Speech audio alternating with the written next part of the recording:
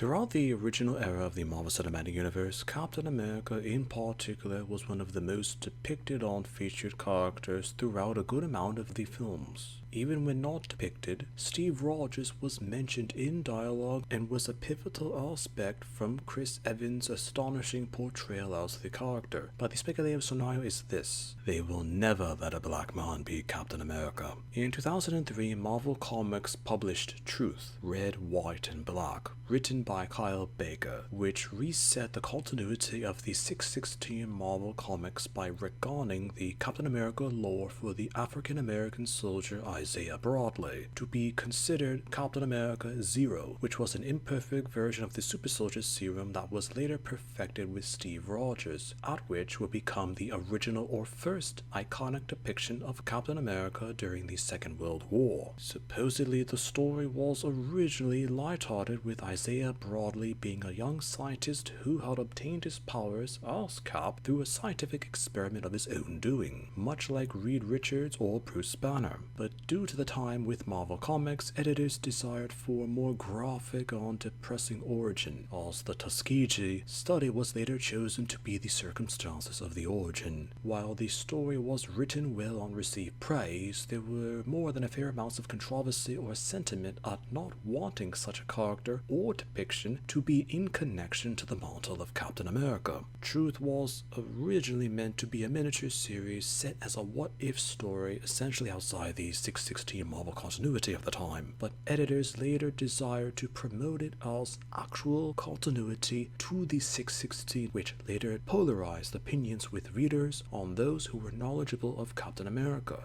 To explain the difference with the retroactive continuity of Isaiah Bradley as the Black Captain America, and to account for decades with lack of knowledge by the general super community within Marvel Comics, he was considered a legendary figure within the African American community. Outside the African American community, however, he had little to no importance or even acknowledgement. The depictions put Captain America throughout the original era of the Marvel Cinematic Universe were mostly done with improvisations from the comic-based source material, and the consensus were that it was done faithfully or even creatively. Aside from the details needed or desired, there was technically not a lot necessarily depicted for Captain America, but in terms of casual viewers for Marvel films at the time, nothing else was needed. This was clearly intentional, and by popular opinion it was the best choice for Marvel Studios with that situation in depicting Captain America for media at Marvel Studios. Depicted in The Falcon and the Winter Soldier, Isaiah Bradley was portrayed in 2021 with an entire subplot within the series to explain a simplified or safe version of the character for the Marvel Cinematic Universe. To further casualize the content, this version of Isaiah Bradley was a Korean War veteran who through circumstances had a similar version of the serum, and although the episode was one of the last in this series, it left a lasting impression on the mythos of Captain America in the greater Marvel Cinematic Universal based lore of the time. Unconfirmed theories had Isaiah Bradley's position in the Marvel Cinematic Universe compared to the relation with Captain America being more prominent, but due to the perceptions of Falcon and the Winter Soldier along with Brave New World,